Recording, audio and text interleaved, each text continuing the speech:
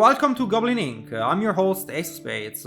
Super excited to talk about low life builds. Wanted to do this for a long time, now finally we can. Low life builds is an old concept from RPGs. Nothing I created or innovative, but extremely broken when done right. I tried low life trample slide very early when D4 launched, so let me tell you this. This works a lot better now that I have some spare coin. You really want max rolls on one stat. What I'm trying to say? Wait till you're level 80 plus to fully transition so you can buy one or two things. In Diablo 4, low life is done with the stat damage reduction while injured.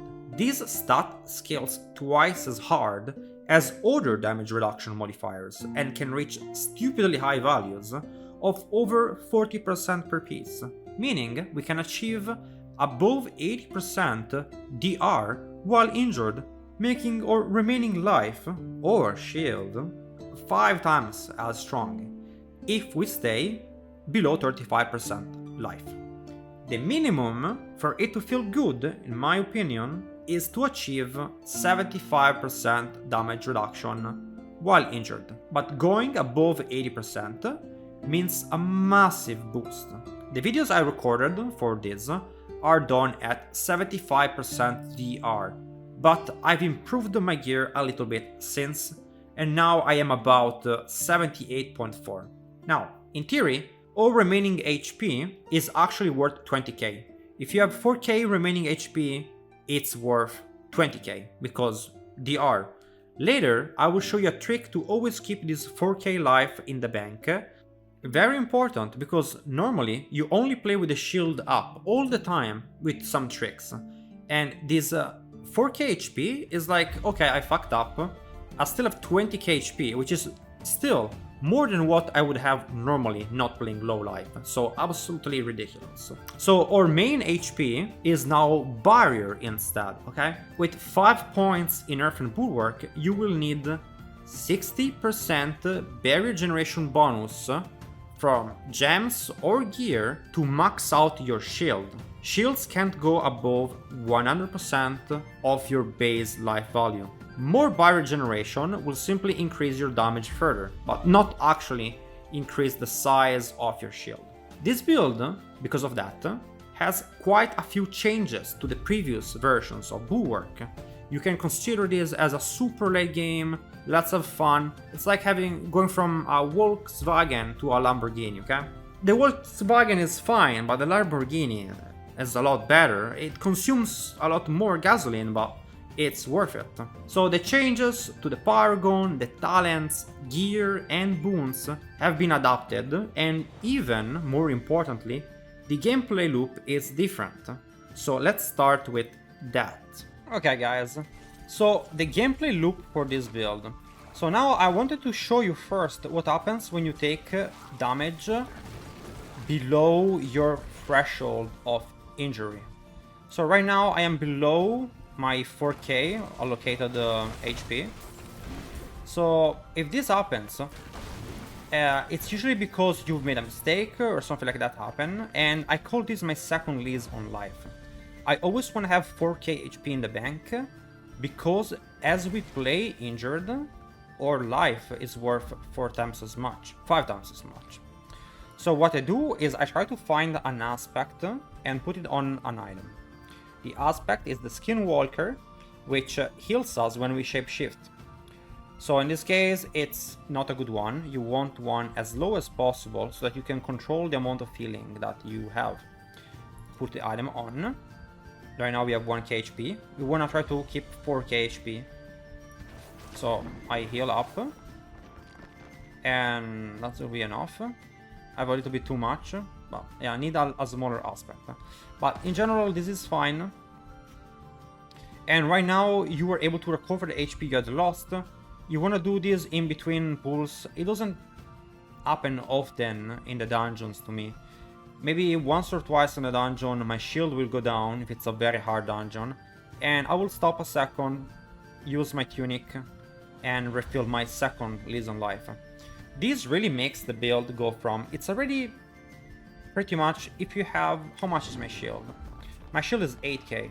So if that's 5 times, that's 40k. It's the same as having 40k HP. That's a lot of HP. And if on top of that, you also have 4k HP saved up, that's another 20k HP. So as you can understand, having 60k HP, it's a lot of fuck-ups before you can die. So, little detail, but very strong. Now, gameplay loop, let's start. I like to be fortified before I enter a fight. So I will cast some shields before I enter a fight to make sure I'm fortified. You get 10% fortify per defensive skill you cast, very easy. Of course, if it's hard content, you might want to be injured outside. Let some open world mobs hit you. But unless it's tier 100, honestly, I usually don't even care, I just wait for it to happen naturally. When we have to fight, you want to always start by having one shield in the chamber. This is now very easy, and it kinda changes how you play the build a bit. Because we are playing with Helm of the Mending Stone. You could play with more damage reduction, right? It's possible, you could play with more DR here. But it can happen, low chance statistically, but it will happen, that you don't get resets for 3 seconds. And your shield goes down, and you're left with only your HP bar. And I don't like that. So what I do, I want my shield to be 9 seconds long. The second part of the aspect doesn't really do anything. So I like my shield to be 9 seconds long, and then I fish for a reset. When I fished for one, I go close to a mob, and I explode my bulwark, because I already had one. And if you have one on already, and you press a new one, it will replace the old one, exploding it.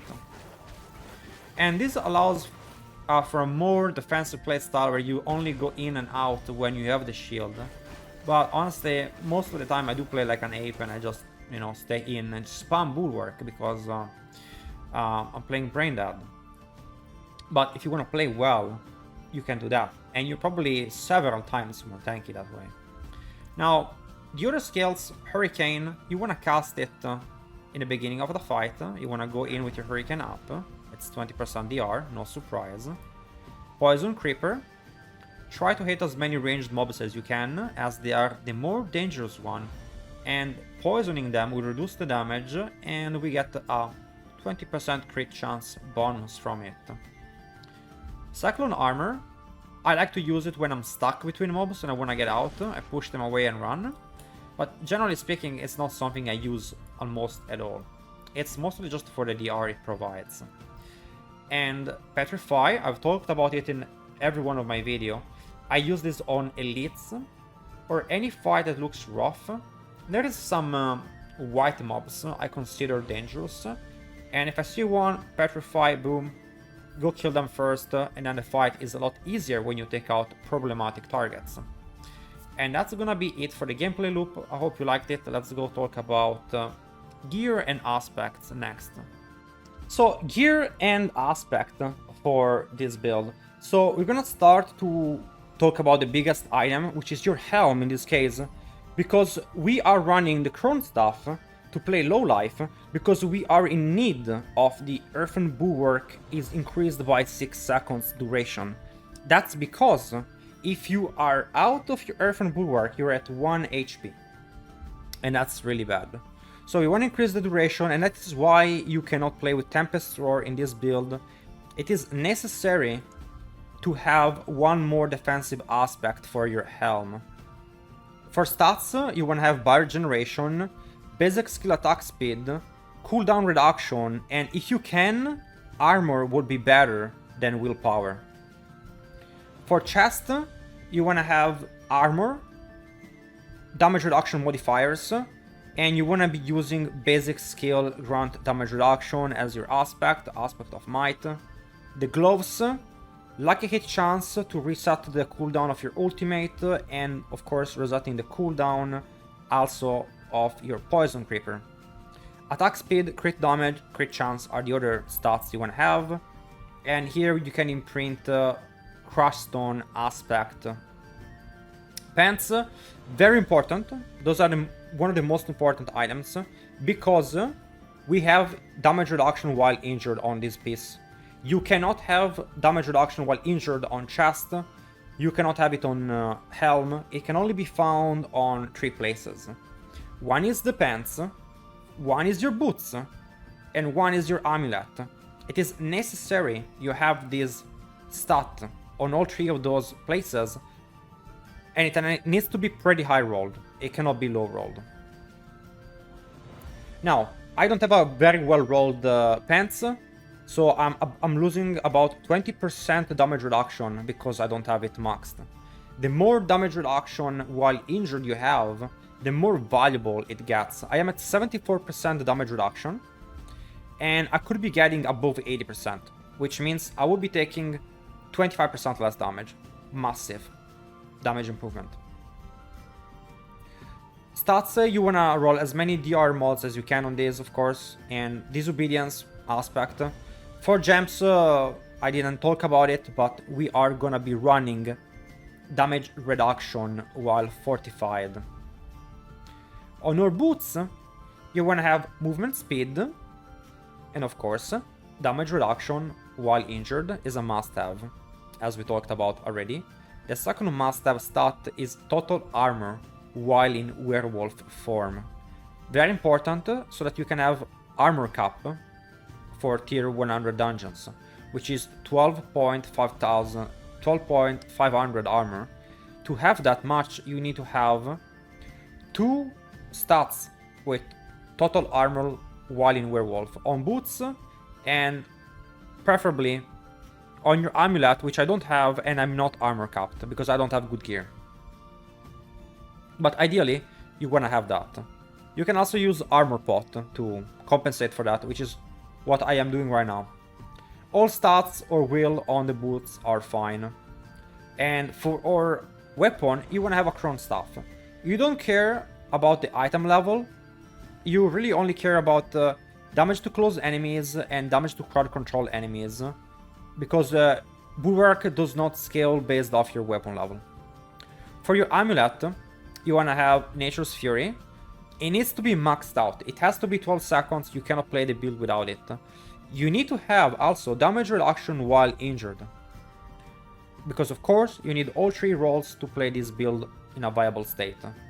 Next, we're gonna have cooldown reduction, and cooldown reduction is very important because we need it with the helm to reduce the cooldown of our bulwark to about 12 seconds. 12 seconds is exactly what you can get from your amulet. You want to be spamming it so fast because after we got buffed and now we get more procs of Symbiotic and Nature's Fury, we want this cooldown here to be as close as possible to 12 seconds. Lastly, for our rings, you want the same stats. I don't have 2 good rings, I have 1. Crit chance, vulnerable damage, max life, barrier generation. Actually, for this build, it would be better if you don't have max life, and if instead of max life you are maybe running critical strike damage, you will get more damage out of it. But honestly, having 1 or 2 rolls of max life, it is not the worst thing on the planet, because even though the shield is your main source of defense, a lot of times you lose your shield and they have to go through a second life bar. This 3k HP you have here is actually multiplied because we are 70% more efficient. But sorry, you're taking 70% less damage. So this is actually about 10k HP. So very strong to actually have some life. And for aspect, you want to of course have basic skill gain, 30% attack speed, very important. And well, natural balance, of course, must have for all Nature's Fury builds. For boons, we're gonna go with damage reduction from elites, 10%. We're gonna go with attack speed because Avian Wrath is bugged and does not work as a multiplier, only work as additive. For our stag, we go pack leader, and of course we go also for bolster for increasing your 45 every time you cast a defensive skill. Pack leader is important because we want to reset the cooldown of our poison creeper, as it is the main way we apply poison. And lastly, for a snake, we're gonna be running Calm before the storm, reducing the cooldown of our ultimate skills by 2 seconds. We do a very good use of Petrify and Claw with 50%, 56% lucky hit chance. As very good at resetting the cooldown of your ultimate. You can spam this bad boy really hard. Also got buffed and now it's 30% damage multiplier instead of 25%. For Paragon, instead, we have a slightly changed version of the same Paragon board we are rocking for the normal Crone Bulwark build. Always made by Sanctum. We're starting on the first board with Territorial, same thing. We are though removing life nodes. Now we're moving forward and our second board is gonna be Heightened Malice, where we're gonna see the first change. Again, we take out maximum life from the board. And we're gonna go for Shapeshifter as our glyph, which normally it's not found in this board. It is found in this board here instead, in the Thunderstruck board. The reason for that is that we will remove Fang and Claw, and now instead we're gonna be adding Protector. Protector gains 10% damage reduction while you have an active barrier. Now, the previous build would never die when the barrier was up, and would only die when the barrier was down, so there was really no need to run Protector. This build instead, we instantly die if the barrier is down, so, well, barrier never has to go down. In this case, we just get 10% damage reduction while having a barrier for this. Now, next board, we go for Inner Beast. In, well, of course, I haven't said, but in Thunderstruck, we will go for Protector, like I said. Inner Beast, we are going to be taking Exploit. So now we have Exploit in this board, and we take out some HP node, and we go for more crit damage. More crit damage here, very strong, because now we don't need to take the max HP nodes, we just go for more crit damage instead. Next board, you wanna go ahead and get Survival Instinct, and get more damage reduction while fortified. You need to have 735 willpower to activate this board. So it's quite challenging to get there, but you can.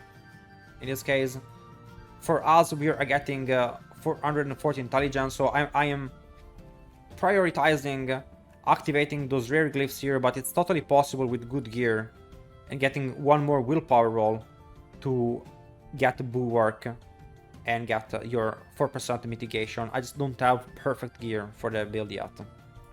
Next, we take Earthen Devastation, which increases our damage by 30%, of course. And the glyph is gonna be Werewolf. We're gonna spend most of our time in Werewolf with Claw and only really switch to cast Bulwark, then immediately revert back to the Werewolf form. In here, of course, we take some armor.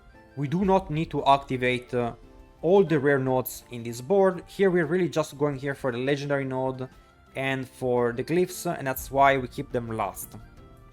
The last board we take is Lust for Carnage, which we don't need the legendary node for, of course, we just really like the glyph spot.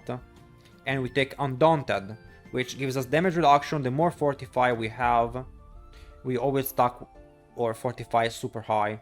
So again, this is it for the Paragon board. Hope you guys enjoyed. It will be up on the website if you want the full Paragon board and the link. Guys, I hope you enjoyed the videos, and you're gonna do the rain dance for me, like, subscribe and stuff. I will be coming out with low life versions of builds like Trample Slide and Poison Shreds in the near future, because we know Bulwark is gonna get nerfed, we know Grizzly Rage should also get nerfed in the same way, because they're both very OP. If it doesn't happen, cool, we do need some buffs on other builds then. And my builds will be prepared for the people that don't wanna play OP, or just wanna wait for those builds to get buffed, or simply like to play those builds. Low life is mostly a gear check. We are about a month into the game, and I think a lot of you guys can start to try this type of stuff now if you want. Thank you for watching, and as always, gobble gobble.